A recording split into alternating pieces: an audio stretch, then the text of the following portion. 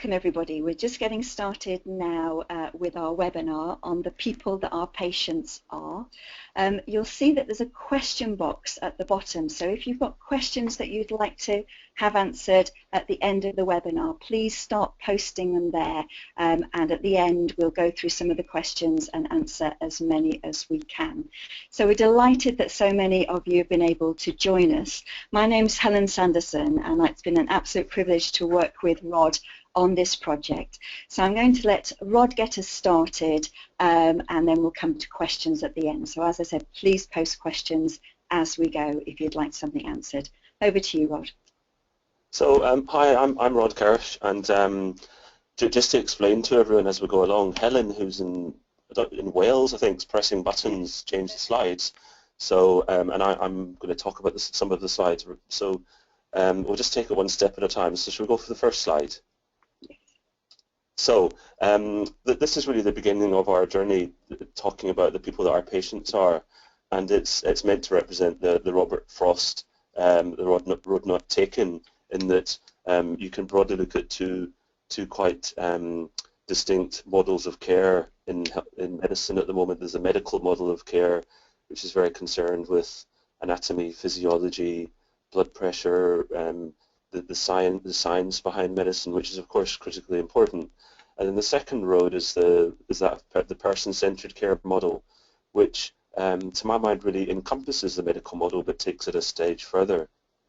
And to me, the importance of this is that our society, the society around us, is becoming more complex every day, and most of us know that things are too complicated for anyone to know one thing. There's too much information out there, and the way we process the world and the way we understand our patients is by collaborating and working with teams. The concept of one person going it alone and knowing it all doesn't really work anymore. So next slide. And also when we look at our patients, they change over time. Our patients are different depending on where they are, at what stage in their life. This picture made me think of the Jean-Dominique Bauby from The Diving Bell and the Butterfly, who was the French editor of Vogue, who was driving his car one day to work when he had a sudden stroke, and his life was irrevocably changed. So there isn't a me at this moment in time. I may be a doctor, but I'm also a father, and I'm a friend, and I'm a relative, and I'm a carer. So next slide. So we don't know when our situation is going to change. This is a bit whimsical, this slide, but it represents that none of us know. We don't anticipate when our lives are going to change irrevocably, when we will receive a certain diagnosis or when an accident will happen. Next slide. So what I'm trying to discuss is that there's multiple me's. There isn't just me. There's more to me than just my name and my date of birth, and maybe a list of my allergies and medical history. There's far more to me than that. Next slide.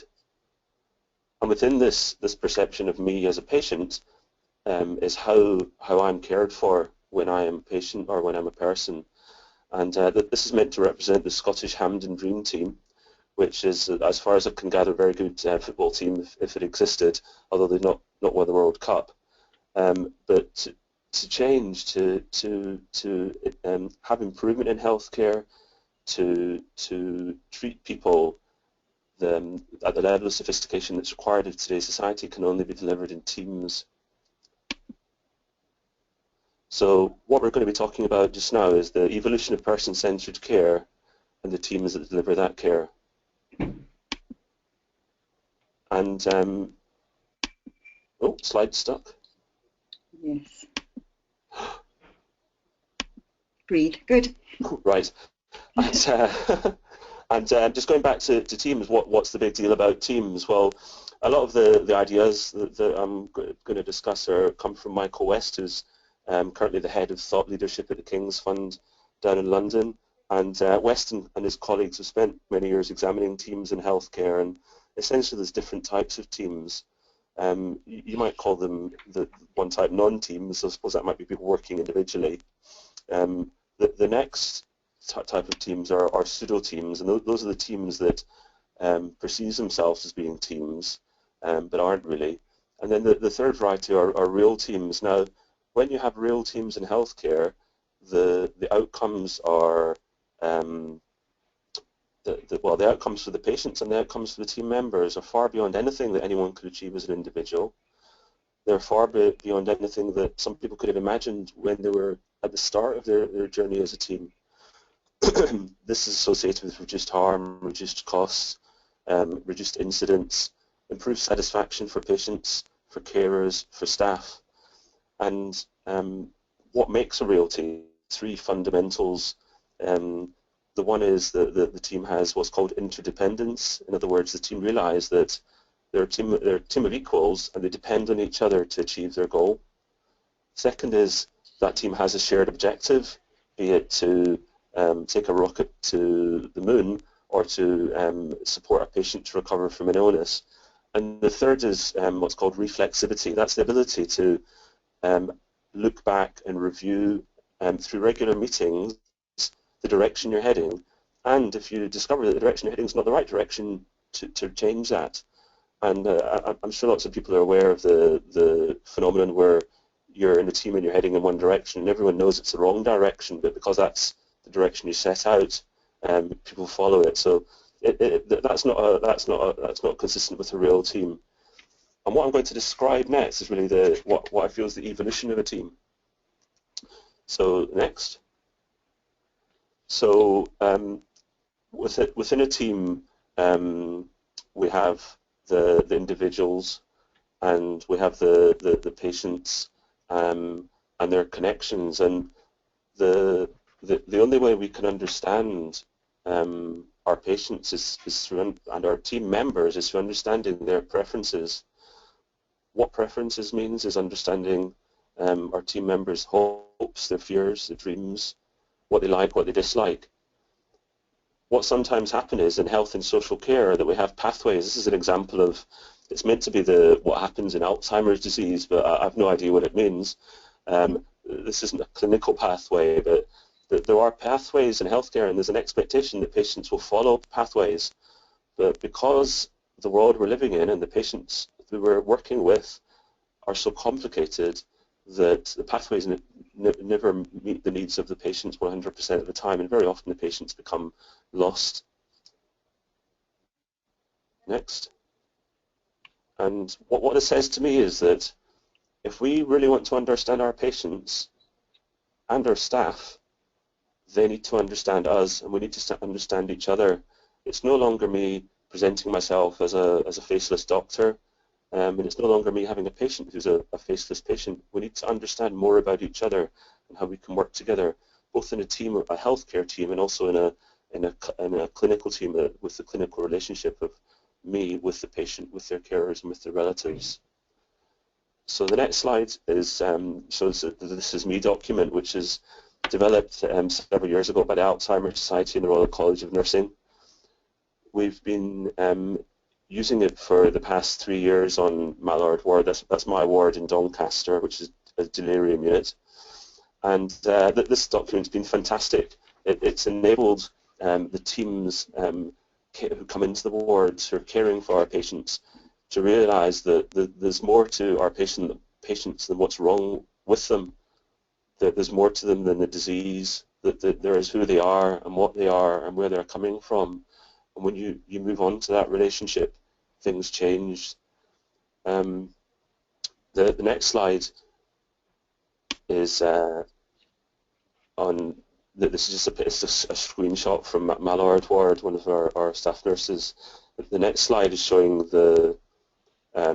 some of the drawbacks that we discovered from using this document, which, as I say, is very good and it's used throughout this organisation.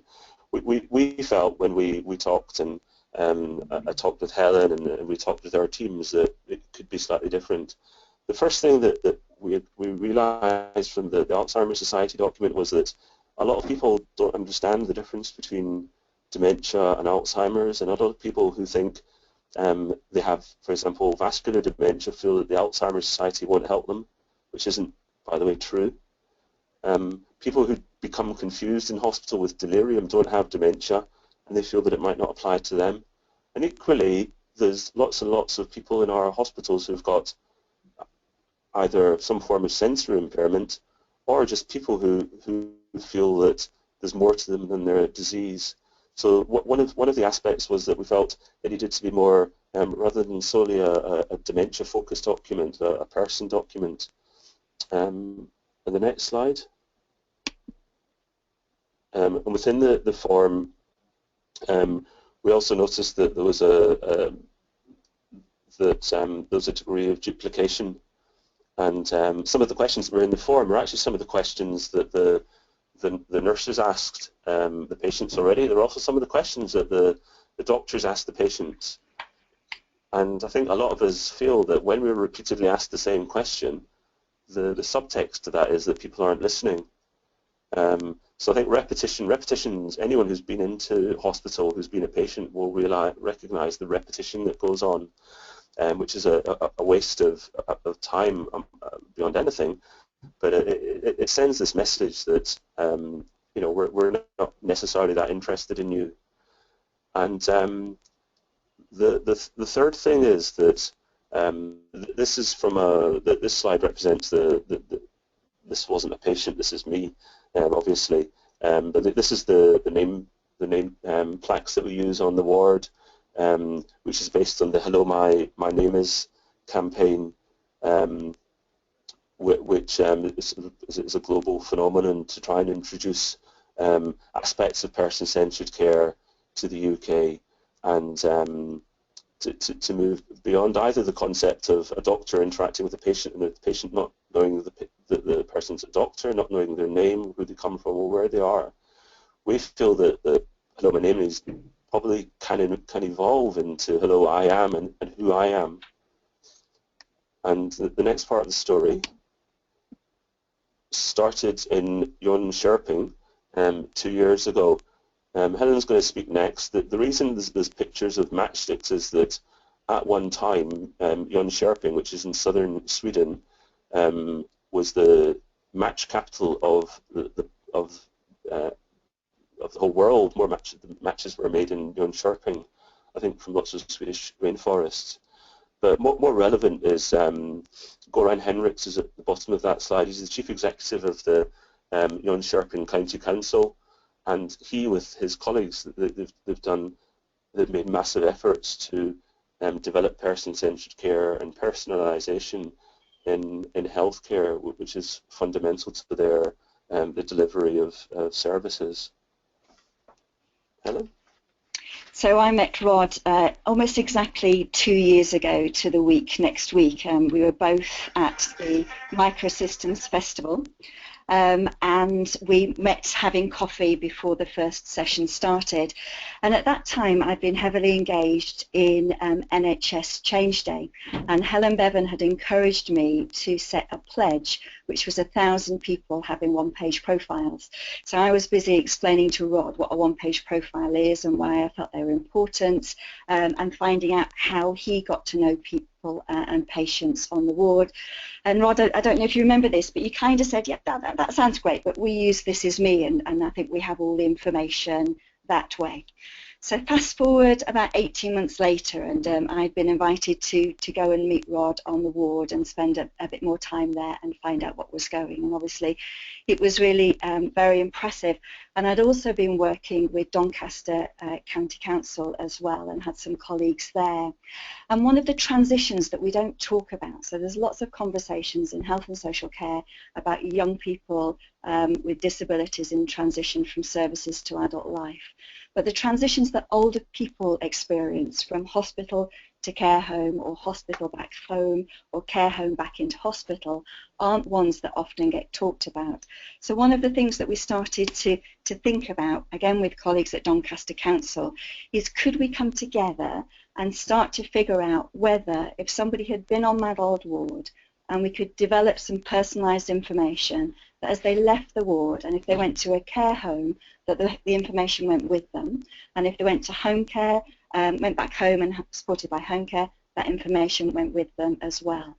And that seems such a simple and straightforward and self-evident thing to do, but like most of other places in the country, it's not happening, and that can have devastating impact in people's lives, particularly if you're going into a care home that then has to spend 6 weeks or so figuring out what matters to you and what's important. So Rod and I got together, some colleagues from health and social care, and started to think about what that could look like. And at the end, I persuaded Rod to let me take a couple of minutes film of him explaining what we've been doing, and I'll just see if we can play that now.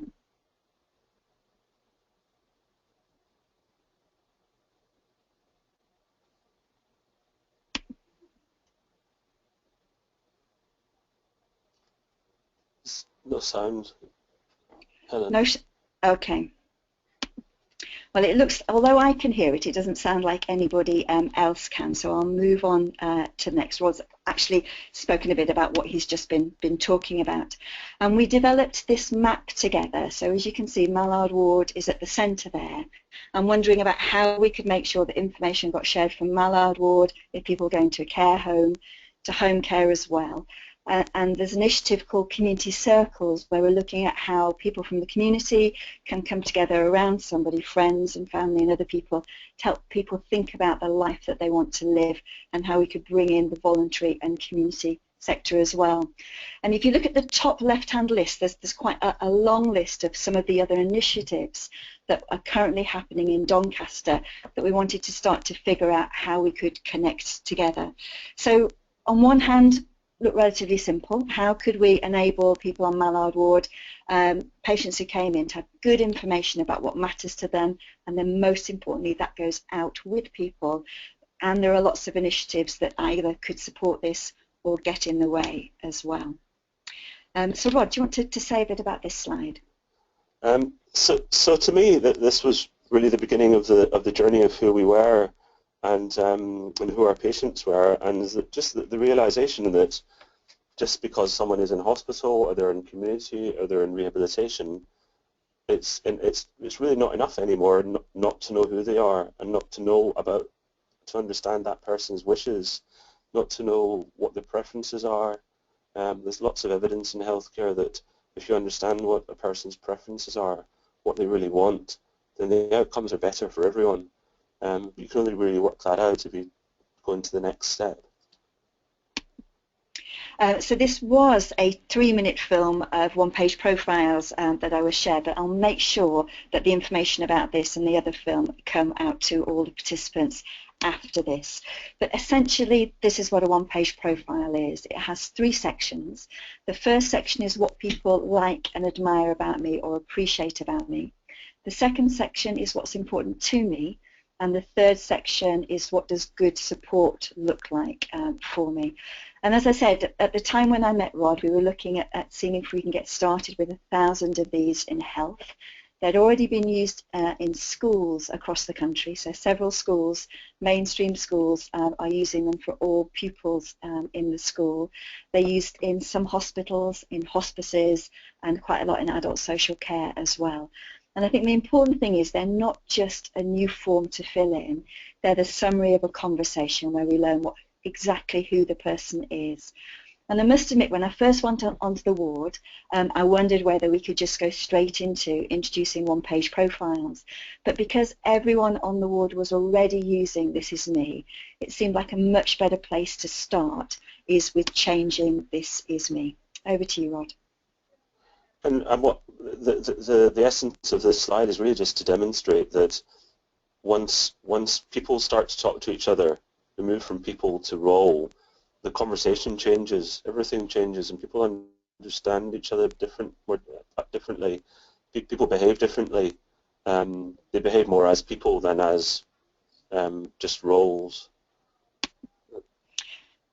And that really was one of the other things that we wanted to be really ambitious about, is it's not just that we see our patients as people, but we see everybody as people as well. So what we wanted to explore is how could we introduce one-page profiles not just for patients, but for everybody on the ward as well, everybody who's involved in supporting patients on the ward.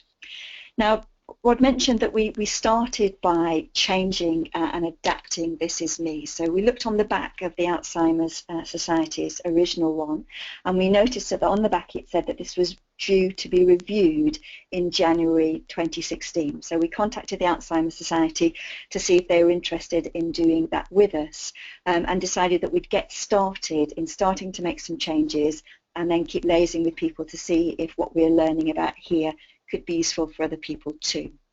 So in the original document, the information about somebody's history and what matters to them now is combined.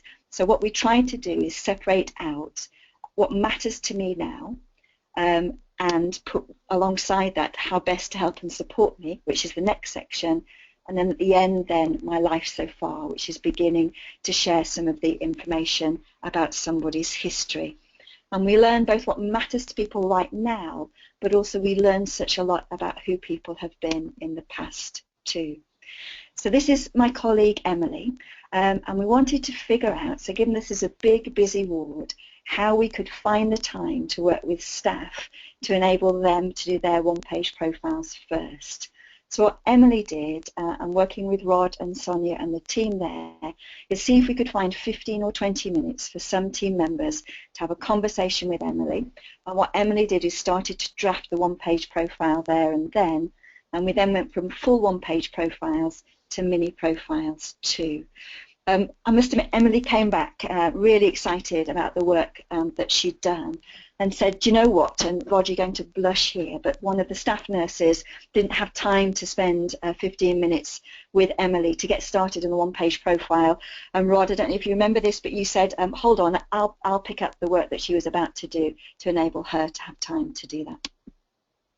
And this is Gemma, and what Gemma's been doing is starting to gather information from the This Is Me to put it into a one-page profile format. Because what This Is Me does is gather information from the relative, and then we put that alongside the information we've gathered from having conversation with the patient into the This Is Me format. And here are some examples. Rod, I don't know if you want to say a bit about what it was like doing your one-page profile? It was fascinating doing my one-page profile. So that we did it over the phone, Emily, a few months ago now.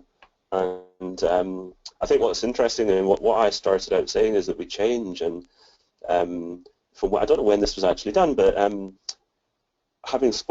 conversation I was having with Emily made me realise, for example, how unfit I was.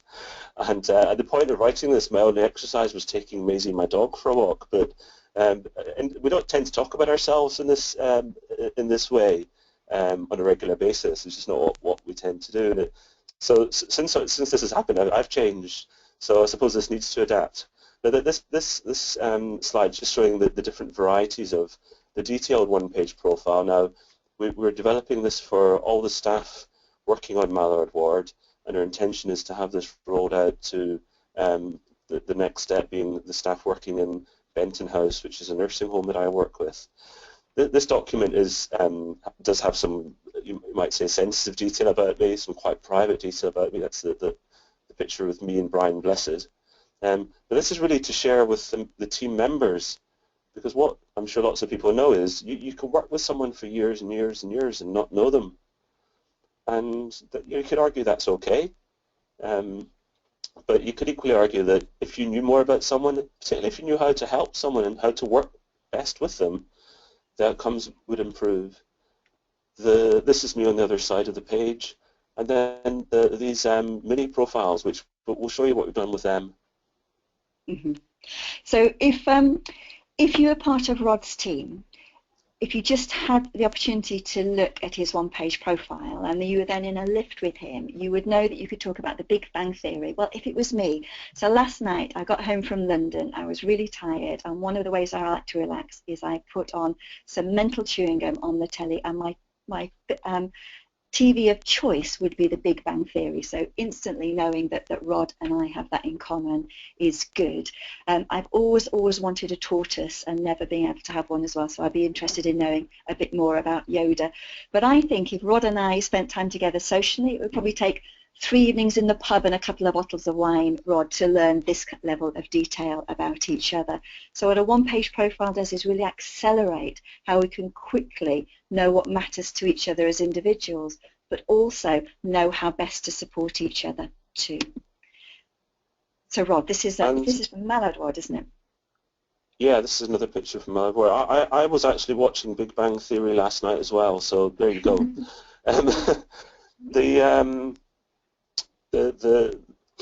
What happened though, when we started doing this, when we started using our new one-page profiles, something was ironic happened, but I've got some examples of what happened. Suddenly I discovered that those patients, those old men and old women who had been sitting on my ward, I suddenly discovered that one of them had built the ski slope in Sheffield. One of them had been a barge captain. One of them worked in the market. And one of them had travelled around the world, being a diamond miner. That's in the next slide, I think. Mm-hmm. So these things suddenly came out. And it didn't change. I suppose it did change, in a way, my relationship with them. One of the key areas when working with people who've got dementia is talking with people who've got dementia. There's a perception that when someone has dementia, that you can't. That's it. You need to pack them off to a care home. But talking with people who've got dementia is probably the best therapy. One of the slides I think showed holding someone's hand. That's an equally powerful therapy. But talking and understanding and having something to talk about with our patients can that can save. It prevent people from becoming anxious. It can help with the healing process. And so as I say, this is my one-page profile, and you don't have to read it in detail, but the idea is that we're going to share this with the team members to try and develop our team as a team. And the next slide is the mini profiles, which we've also done. And that's Sonia, who's the ward manager on Mallard, and that's another picture of me again.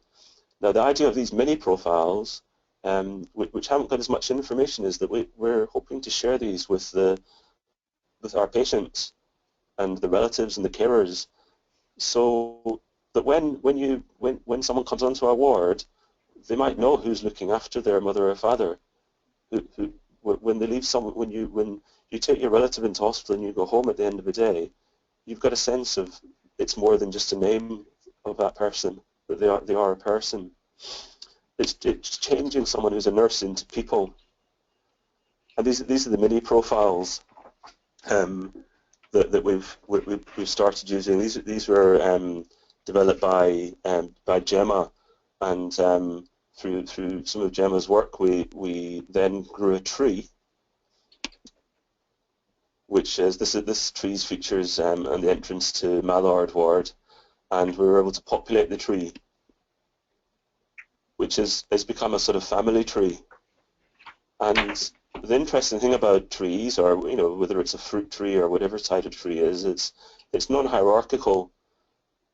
It doesn't matter where the flowers are in a tree, they're still flowers. It doesn't matter where the apple's growing, if it's growing at the bottom or the top. They're all of equal value, and that's of fundamental importance to our team and how our team operate with each other.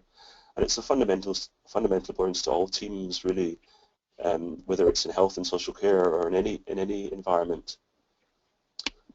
And what we hope to do is spread this tree. This is Benton House, which is there's a little picture to show people who don't know where Doncaster is on the map.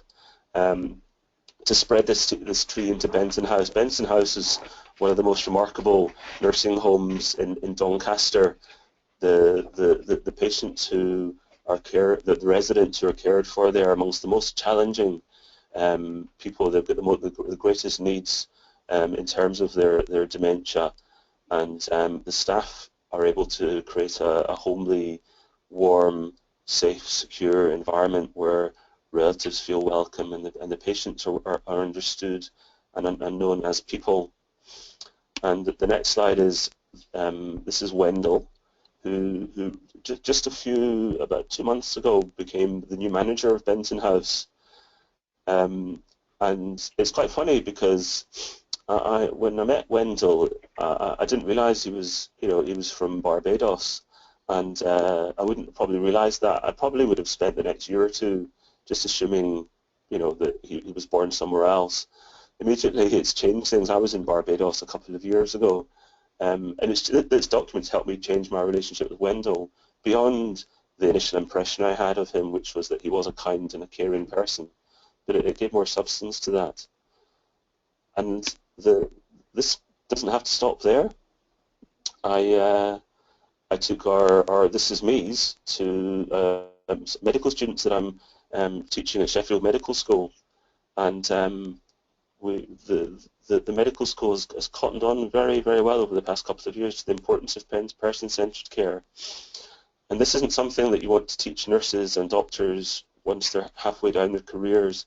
Once you start early on and you explain to the medical students who are embedded in the science that the science is important, and they must know the science, they must know the anatomy, they must know which drug interacts with which drug and which investigation to do. But in today's world, that's not enough. They need to know more, and This Is Me's is an example, and this is the students doing their own This Is Me's. So the question is, what have been the outcomes of this work?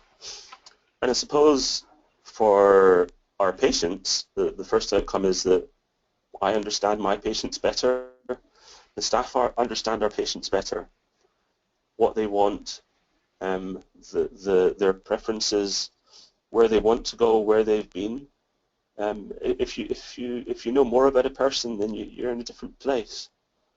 The second message, which I feel is one of the most powerful, and that's both to the patient and to the relatives, is that we're not just interested in you as we're not just interested in it as a disease.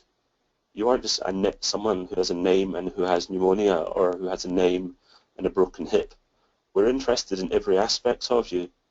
Holistic medicine is a practice of examining the person as a whole, examining what they like and what they don't like, what their emotions tell them, their feelings, their memories, their recollections.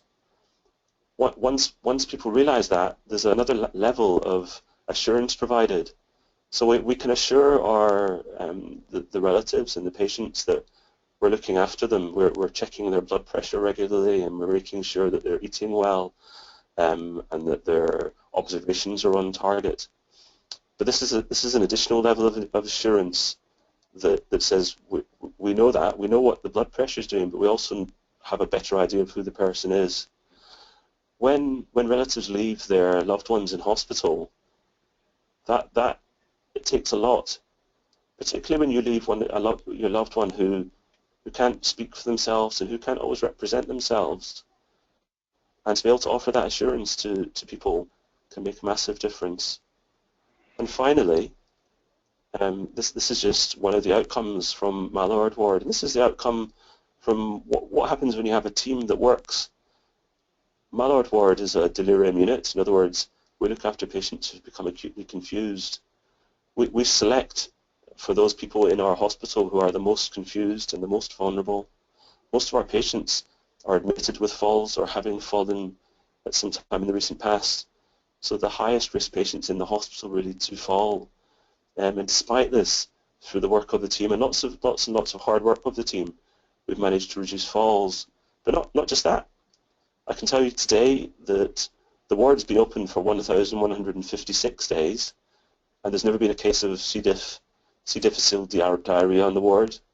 We've never had MRSA. I can also tell you that 645 days ago, one of our patients acquired a pressure ulcer. So that was 2 years ago. One of my patients acquired a pressure ulcer. I knew who that man was. And I think when you make things personal, the conversation changes. This doesn't mean it's straightforward or easy. There's lots of hard work gone into this.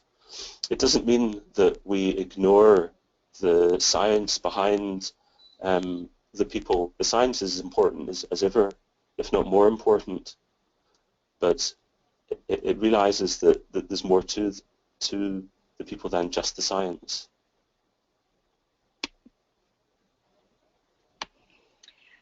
Brilliant. So thank you very, very much for listening. We've got a couple of questions, but if you've got any more that you'd like to post, please just write them in the box. One of the things that we think is important about this work is it's not just about getting to know the patients better and getting to know patients as individuals. It's doing it with colleagues as well, and it's then making sure that information is shared. So as Rod says, if you see people not just as their name badge and their title, but if you also know that they've got a tortoise, or they watch The Big Bang Theory, or they love walking in the Lake District, you've got a different way of connecting with people as well. So Rod, one of the questions that we've got is what do you hope to do next? How do you hope this develops further from Mallard Ward? What would you like to see happening? I think the next steps are really to embed this in Mallard Ward and to embed it in Benton House, the care home. I think it'd be ideal if this was happening in general practice. If a patient came into hospital with this degree of information, again, that would change the conversation. Instead of, it's not that uncommon to look at the documentation of a junior doctor having written that they were unable to get any details from the patient because they were confused, and leaving it at that. And a lot of our patients are confused, but if that information's out there, if that's made available to the doctors and the nurses, things can change. I think more fundamentally, person-centred care is the key to virtually all aspects of the greatest challenges facing healthcare today. One of the greatest challenges facing healthcare today in the West is the increasing demand for healthcare, particularly demand relating to older people. And very often, if you take the time to sit and speak with people, you discover that people aren't always that keen on invasive medicine. They're not necessarily that keen on having complicated tests that might not improve their quality of life. A lot of people want to improve their quality rather than their quantity of life. So understanding more about the person, and again, there's evidence to support this, can improve the outcomes of the patient and the team and save money and make the system more effective. And beyond that, I think is what I've been discussing with Helen recently, is that the organisation I work for needs to be person-centred. It's something that we talk about in organisations, that we care about our staff and we look after our staff. But we need to move beyond a mantra into something that's substantial. And that this is a means to achieve that person-centred care organisation where we're caring for our staff and we're caring for our patients. The work of being on a ward of caring for very dependent patients is great. It takes a lot of emotional toll, physical toll on the staff, particularly the nursing staff and the healthcare assistants. And if we can support people better by knowing how to support them, that's going to improve how our workforce manage as well. Brilliant, because that's the other question. It sounds like that the team that you work with on Mallard already knew each other quite well. So what difference did having one-page profiles and the process of doing one-page profiles actually make? I think that all teams go through different processes, and there's something called team maturity. So a team of people, when they first meet, having never known each other, is very different to a team who have worked well together for several years. A lot of the staff on Mallard have worked together for several years. A lot of us haven't. The staff do change and staff come and go. One of the biggest differences, I think, is that when new staff arrive, they become embedded in the team very rapidly. And the picture of the family is it's not whimsical. That's quite a serious thing, and I think the staff working on that ward, that team, we genuinely care about each other. We care about our patients, and we also care about each other. And everyone knows what it's like to come into a new team. It takes a while to adjust, and this is one of the ways to do that. And I think it's helped embed. And in order to do this, you have to have a degree of trust in those people you're working with. This wasn't mandatory. We haven't twisted anyone's arm to do this, but people come forward and wanted to join in. And sometimes people are reluctant about sharing personal information. So one hospice that I was working in, the sister on the ward said, she'd been a nurse for a long, long time, said, you know, 20 years ago, I would have got into so much trouble just for people knowing my first name, let alone sharing the fact I've got 2 dogs and I love gardening, and, you know, some information about my hobbies and interests. So how would you respond to somebody who said, well, you know, I'm here as a nurse, my job is to be a great nurse, people don't need to know about me as a person in order for me to do a good job? I think that's perfectly valid. I think we're all open to, you know, the way we interpret life. I think, well, to me, that the task is really to convince people that's not enough. And I think when people see great or incredible teams working together and the incredible outcomes that you get from teams who are working at this level of intimacy and interrelationship, then I think it's very hard for people to say that, you know, I clock in and I clock off. The health and social care is not something you clock in and clock out of. It requires more. So yeah, you could have a fantastic nurse who you just know them by their name of, you know, staff nurse. But I think if that nurse was suddenly a patient and they think that the power balance changed, that they might change their feelings as well. And what we've heard is that you have a new version of Listen to Me, which the family members fill in as their relative joins the ward, and then somebody works with them to turn that into a one-page profile. And staff also have their one-page profiles, and their mini profiles are shared. So through doing that process, what sort of top tips would you have for anybody else who wants to explore something similar? I think it's very dependent on the individual. So some people will tell anyone absolutely everything about themselves. Other people are much more private. And I think that's down to the individual. There has to be a quality control. So the quality control has to rest with the person who owns that profile. So if someone's going to write something about me, I need to be confident that what's being circulated I'm happy with, and that's clearly the most important thing. And if people don't feel happy, then, you know, things can be taken out. Mm-hmm. The information that's shared is really information that's not particularly private. But as I say, if they feel strongly that there's very little, I can't imagine there's many people who would not want anyone to know absolutely anything about them. There might be people, I'm sure there are people like that, but the majority of people are happy to share, and I think sharing ourselves and being generous with ourselves and who we are is part of team working. And a final question, Rod. How do you make sure that if patients have got one-page profiles, that everybody who's connected to that patient or supporting that patient in some way, for example, physios who come on the ward and other people as well, how do you make sure that they all get to see and use the one-page profile? I think that just becomes custom, and long before I've never had to promote This Is Me's amongst our staff. Those staff coming in the ward, because they're clinical staff or they're physiotherapists or pharmacists, by the very nature of the job, they look through the patient's notes. I've insisted that This Is Me is the most important document belonging to a patient, and it sits at the front of the notes.